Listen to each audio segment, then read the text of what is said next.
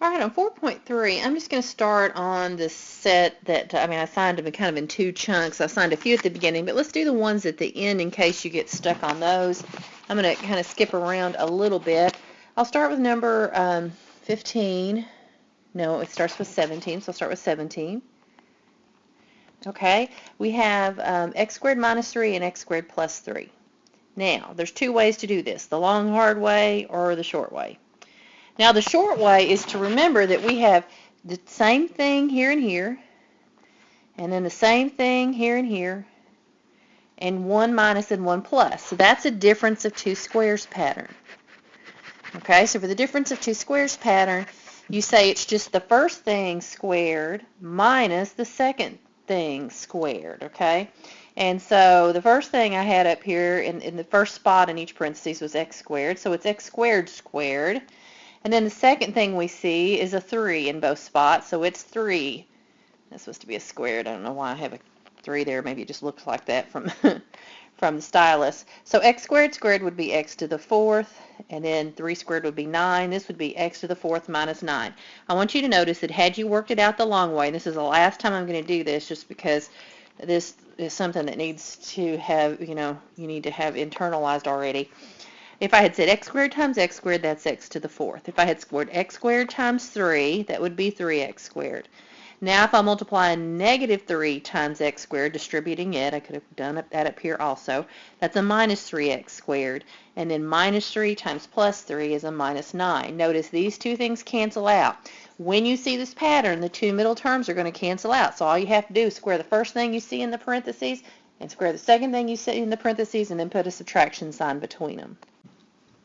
Now be careful on 19 because people get the square kind of things messed up. This does not have a plus and a minus, does it? It is something squared in parentheses. So here's what I'm going to caution you to do. Go ahead and write this out twice.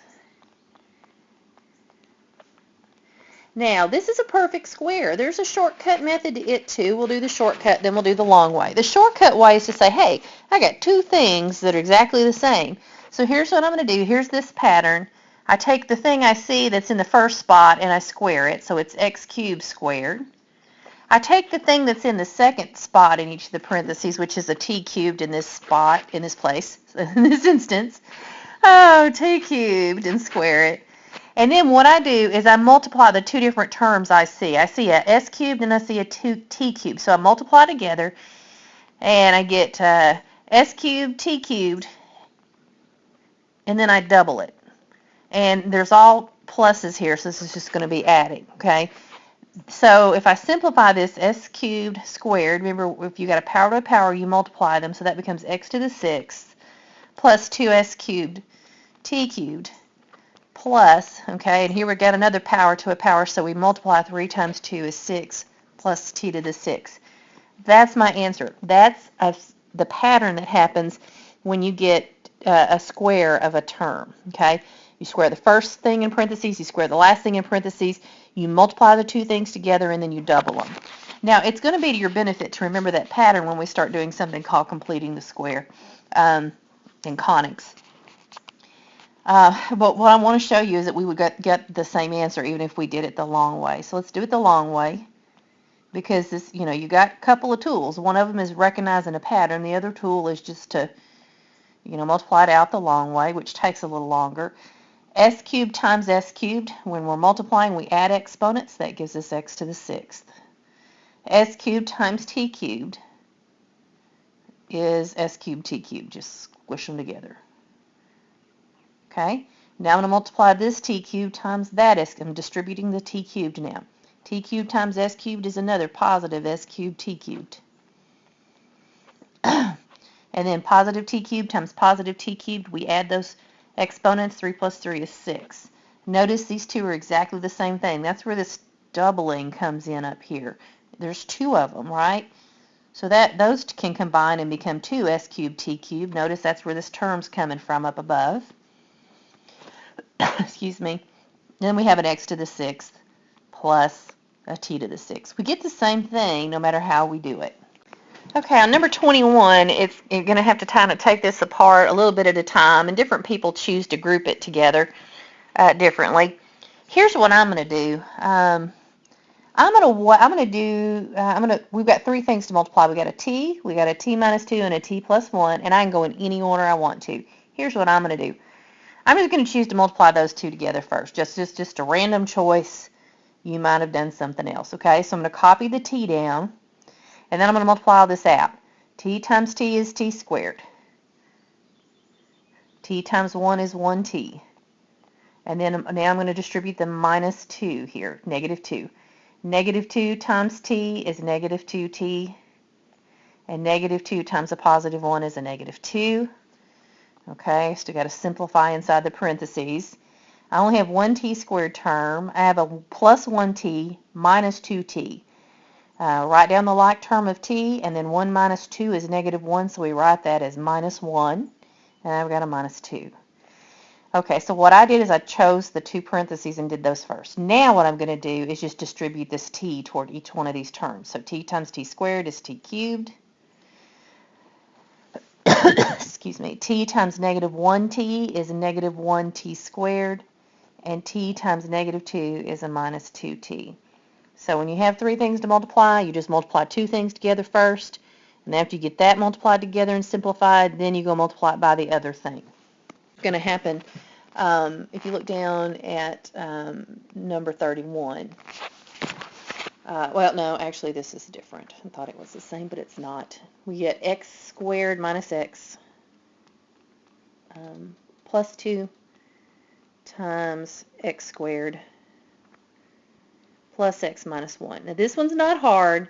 People just groan when they see what they have to do because we're all a little lazy and we don't like doing stuff. But here's what we got to do. I'm going to take each thing in the first parentheses and distribute it on each thing in the second parentheses. And so that's the process I'm going to go through, and I'm going to color code here, okay? First, I got to multiply x squared times the first term in the other parentheses, x squared. Now, x squared times x squared, when we're multiplying, we add exponents. That would be x to the fourth. Then I got to multiply the x squared times the plus x. Remember, that's got an exponent of 1 on it. When I'm multiplying x squared times x, they have the same base, so I add the exponents. X to the 2 plus 1 is x cubed. Now, x squared times minus 1 is a minus x squared. Okay, I did it. Now I've got to go to the next term. I'm going to distribute the negative x. Negative x times positive x squared would be a negative x cubed. Kind of hard to read that. I'll try to fix it, but fixing it sometimes makes it worse. Negative x times a positive x would be a negative x times x is x squared. Add the exponents if you need to think of it that way. Now a negative x times a negative 1 would be a positive x. So now I've distributed that term. Now the last one is a plus 2, and I got to distribute it to each one of those things in the second parentheses as well. So here we go. 2 times x squared is 2x squared. 2 times x is 2x. And 2 times negative 1, positive 2 times negative 1 is a negative 2, or a minus 2. So now, that's the part that, you know, is just kind of cumbersome. Now we're just going to combine like terms, and we start with the biggest exponent, and we work our way down to the constant term. Well, I look here and I see a x to the fourth, and it's the only fourth power I see, and 4 is the biggest exponent, so I'm going to write it first. As soon as I write it down, you don't have to do this. I cross it out, just visually get it out of your way. Let's go looking for cube terms. I see a plus x cubed and I see a minus x cubed. And the reason I looked for the cubed is it's the next number down from 4, right? I had an exponent of 4. Now I'm looking for the exponents of 3. And then I'll do 2. And then I'll do 1, okay? Now those cubes cancel each other out. I got plus 1x cubed minus 1x cubed. They add up to 0. I could write down plus 0x cubed. And there's going to come a time when I'll want to do that later in the year, but not right now. So we are not going to write it down, and we go, okay, the next exponent down from a 3 would be 2s. Let's go looking for squares. Here's a square, here's a square, oh, here's another square. Okay, I've got minus x squared minus another x squared, and again, maybe I want to put a 1 out front if I'm having trouble with that.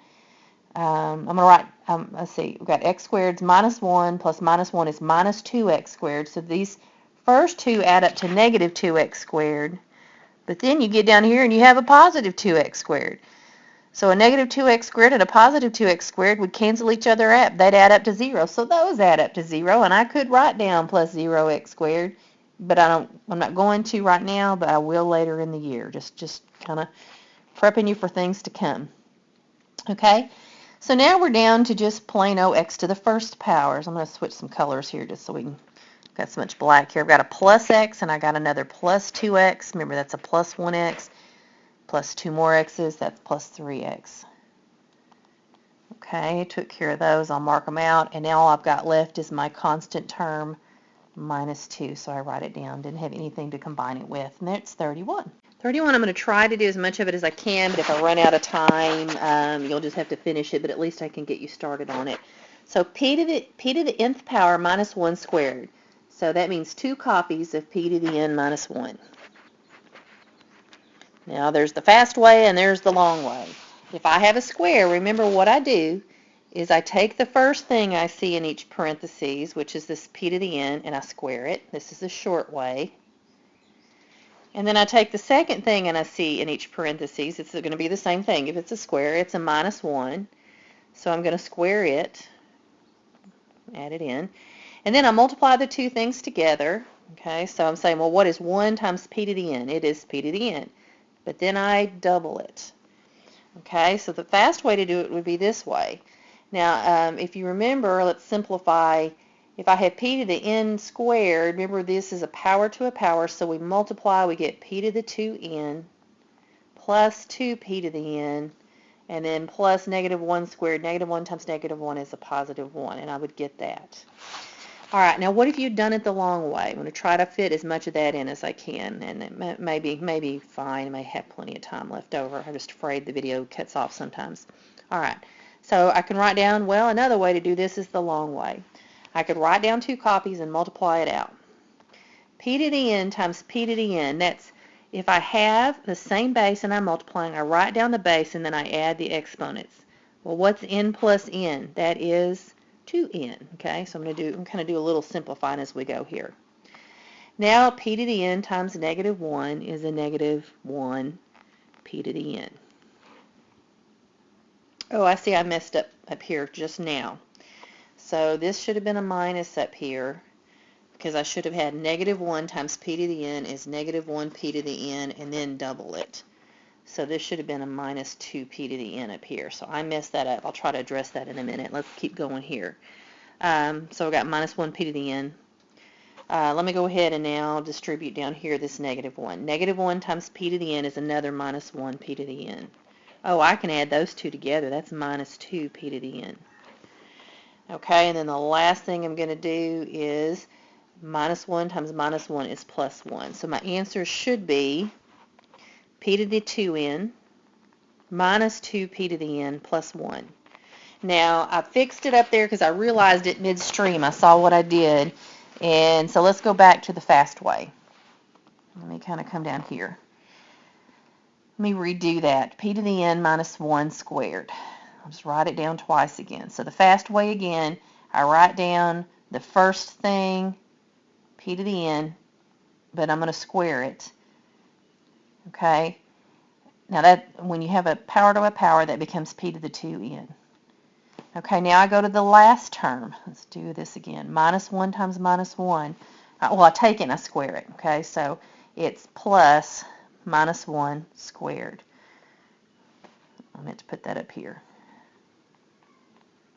Okay, that's just going to be a positive 1 because minus 1 squared is a positive 1. Now what I do, and I'll do this in blue, is I say multiply those two things together. P to the n times negative 1 is negative 1 p to the n, or negative p to the n. But then I got to multiply it by 2, so it becomes minus 2 p to the n. So my final answer that way is also p to the 2n minus 2 p to the n plus 1. So I forgot to look at the negative sign at the top when I first did it, and this is how we would fix it down here at the bottom. So sorry about that. I hope it didn't confuse you too much.